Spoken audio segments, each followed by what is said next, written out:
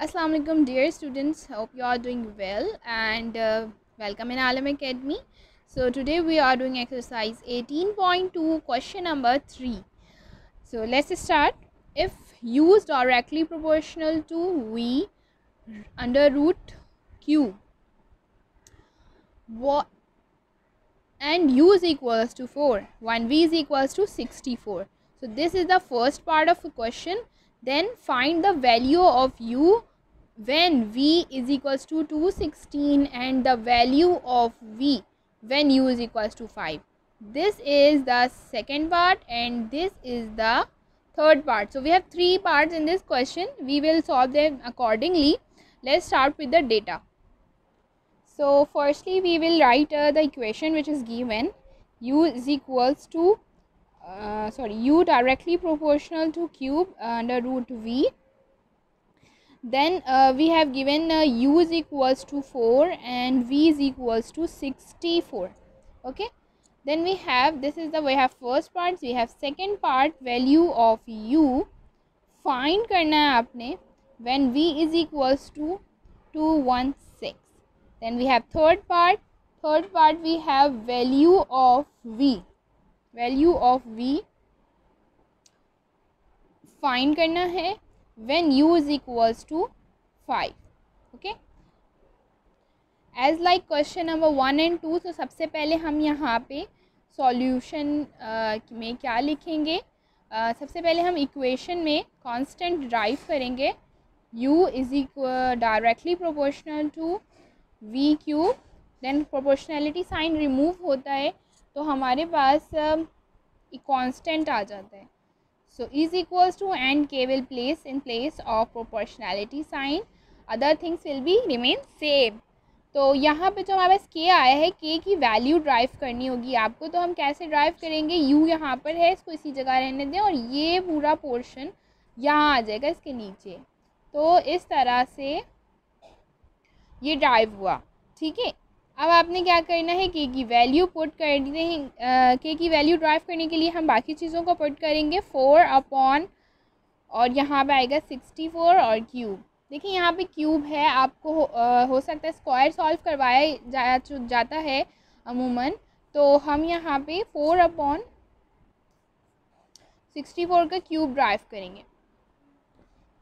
तो 64 के हम किस तरह से क्यूब्स ड्राइव कर सकते हैं. देखिए हमें टेबल पता है 4 मल्टीप्लाई बाई 4 मल्टीप्लाई बाई 4. तो 4 फोर द 16, 16 फोर द 64. तो 4 की क्यूब अगर प्लेस करेंगे हम इस जगह पर इस तरह से, तो क्यूब से स्क्वायर रूट वो क्यूब रूट कैंसिल हो जाएगा. ठीक है, तो हमारे पास क्या वैल्यू आ जाएगी 4 एंड देन के. तो 4 one the 4 4 one the 4, then we will have the value of 1. ठीक है, तो k की वैल्यू क्या आई आपके पास 1 आई. अब हमने क्या किया, फर्स्ट पार्ट आपने सॉल्व कर लिया, ये वाला काम हो गया. अब हमने ये करना है, इक्वेशन आप ये वाली यूज़ करेंगे, इक्वेशन हम ये वाली यूज़ करेंगे इन दोनों में और वैल्यूज़ हम इसकी पुट करेंगे.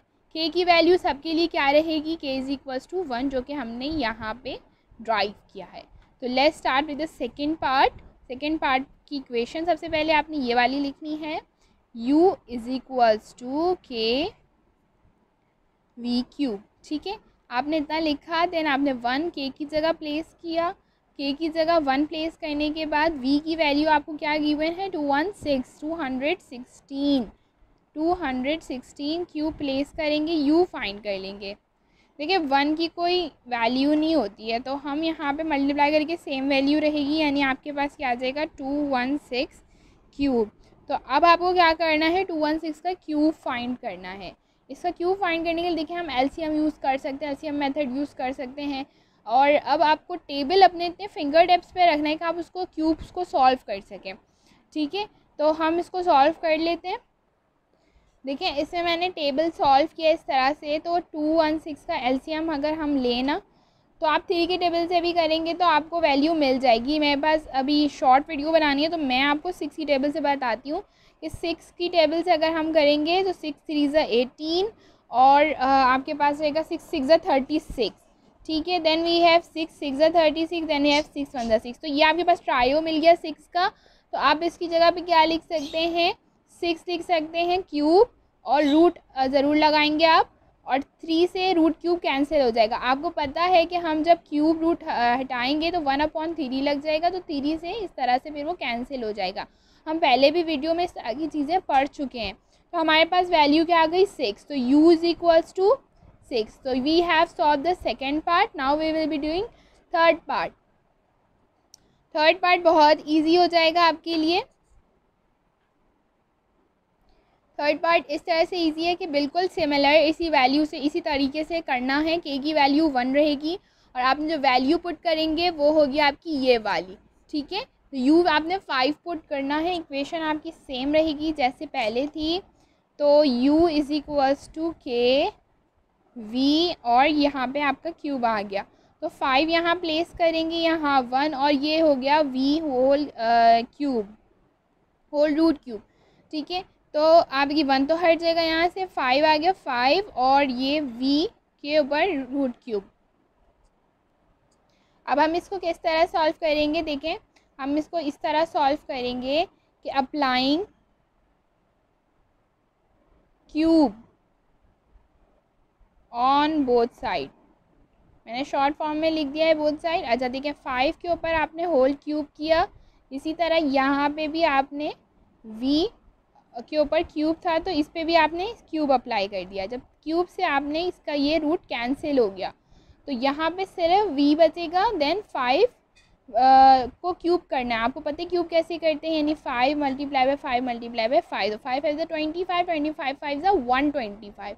तो आपका आंसर क्या आया, v इज इक्वल्स टू 125, ठीक है। कोई यूनिट गिवन नहीं थी तो हमने यूनिट प्लेस नहीं करनी है, ठीक है। तो हमारा दोनों पार्ट सॉल्व हो गया। v is equals to 125, u is equals to 6। अब आप क्या करेंगे, लास्ट में आप 1 पार्ट 2 पार्ट करके आंसर लिख दें। प्रेजेंटेशन के मार्क्स भी हो गए आपके और आपके आंसर भी शो हो गया, ठीक है। अच्छा तो फोर्थ क्वेश्चन क्या है, if f varies directly as m cube when m is equals to 3 and f is equals to 81, find f when m is equals to 5। इसमें आप देखें क्या है, if y varies directly as m cube, तो आपका यहाँ पे first part हो गया, आपने यहाँ से इक्वेशन ड्राइव करना है। when m is equals to 3 and f is equals to 18, इससे आप क्या कांस्टेंट ड्राइव कर लेंगे और find f when m is equals to 5, तो ये आपका सेकेंड पार्ट हो गया, ठीक है। तो यहाँ से स्टार्ट करते हैं फिर हम fourth question. Third question complete करवा दिया मैंने, ठीक है। So f is directly proportional to m cube, ये हमारी इक्वेशन है। इसमें आपके पास जो वैल्यू दी हुई है वो क्या है, m is equals to 3 and f is equals to 81। आपने फाइंड क्या करना है, सेकेंड पार्ट आपका है find f when m is equals to 5, ठीक है। ये हो गया सिंपल सा। अब आपने क्या करना है, सबसे पहले सॉल्यूशन के बाद f directly proportional to m cube, constant of proportionality sign का हटा के हम क्या अप्लाई करते हैं, constant and is equals to. तो ये आपकी इक्वेशन ड्राइव हो गई। इक्वेशन ड्राइव करने के बाद आपने क्या करना होता है कि कांस्टेंट की वैल्यू ड्राइव करनी होती है यूजिंग दीज टू वैल्यूज़। तो f आपका है 81, के आपने ड्राइव करना है, फाइंड करना है, और ये आ गया आपका 3 की पावर क्यूब। m की वैल्यू 3 थी, क्यूब इस पर पहले से था, इस तरह से हमने सॉल्व किया। देन वी हैव 3 3 ज़ा 9, 9 3 ज़ा 27, यानी ये मैंने इस तरह से किया, 3 3 ज़ा 9, 9 3 ज़ा 27, तो 27 के। अब k इज इक्वल्स टू 81/27, ठीक है। तो इसको आप साइड चेंज कर लें, 81/27। अच्छा आप ये देखें कि आप इसको किस टेबल से सॉल्व कर सकते हैं। तो 9 9 ज़ा 81, 9 3 ज़ा 27, देन आपके पास 3 की टेबल है, 3 1 ज़ा 3, 3 3 ज़ा 9, ठीक है। तो आपके पास k की वैल्यू क्या आ गई, 3 आ गई, ठीक है। तो यहाँ पे आपका काम आसान हो गया है, आपने k फाइंड कर लिया। k फाइंड करने के बाद आपने क्या करना है, ये छोटा सा सॉल्व करना है। छोटा सॉल्व कैसे होगा, आपको पता है कि आपके पास जो इक्वेशन थी वो ये वाली यूज़ होगी, ठीक है। f is equals to km cube, ठीक है। आपने वैल्यू कौन सी पुट करनी है, आपने जो यहाँ पे लिखी थी m5 वाली, ठीक है। m5 वाली वैल्यू आपने यहाँ पे पुट की, क्यूब किया, k की वैल्यू पुट की 3। तो आपको पता है कि 5 का क्यूब क्या होता है, 125 होता है, ठीक है। मल्टीप्लाई बाय आपने 3 करना है और देन आपका आंसर आ जाएगा, आप मल्टीप्लाई कर ले 125, 3 5 ज़ा 15, कैरी 1, 3 2 ज़ा 6 7 और 3 1 ज़ा 3, so we have 375, f is equal to 375। तो बहुत ही सिंपल सा क्वेश्चन था। Let's start question number 5। So we are doing question number 5 here. Question number 5 is if y varies inversely as x, यानी हमारे पास इन्वर्स रिलेशन है। अब तक जो हमने किया था वो डायरेक्ट रिलेशन था, यानी एक चीज़ बढ़ेगी तो दूसरी चीज़ भी बढ़ जाएगी, एंड वाइस वर्सा। नाउ अब हमारे पास इन्वर्स रिलेशन का मतलब होता है कि एक चीज़ बढ़ेगी तो दूसरी चीज़ कम हो जाएगी। तो यहाँ पर हमारे पास इन्वर्स रिलेशन का बताया गया, and y is equals to 10 when x is equals to 3। तो इससे हमने क्या करना है, इससे हमने k की वैल्यू ड्राइव करनी है, और जो आपने असल आंसर फाइंड करना है वो किसका करना है, find y when x is equals to 10। यहाँ पर मैंने इस चीज़ का डेटा बना लिया है ताकि हम जल्दी से वीडियो को ख़त्म कर सकें। तो यहाँ पर हम सबसे पहले इक्वेशन बनाते हैं, y is equals to k upon x। ये k अपॉन x क्यों हुआ, क्योंकि हमने प्रोपोर्शनैलिटी का साइन हटाया, इज इक्वल्स टू आया, k आ गया, k को 1 से मल्टीप्लाई करेंगे तो उसकी जगह k आ जाएगा। ये इक्वेशन हो गई आपकी। अब आपने वैल्यू पुट करना है ताकि आप क्या कर सकें, k की वैल्यू निकाल सकें, ठीक है। तो x इज इक्वल्स टू 3 है, तो 3 10 यहाँ पे जाके डिवाइड में हम आ जाके मल्टीप्लाई हो जाएगा, तो 3 10 30 आ जाएगा, k इज इक्वल्स टू 30, ठीक है। तो ये आपकी k की वैल्यू आ गई। k की वैल्यू के बाद आपने ये वाली इक्वेशन दोबारा से यहाँ पर पुट करनी है, और इससे आपने निकाला है y की वैल्यू, जो कि आपके सेकंड पार्ट था। x आपका 10 रहेगा और k आपका क्या आया था 30। तो 30 will be put here in the place of k। तो आप इसको 10 3 ज़ा 30 कर दें, या 0 से 0 कैंसिल कर दें, 3 बच जाएगा, एक ही बात है, और y इज इक्वल्स टू 3 आ जाएगा। This is your answer for question number 5।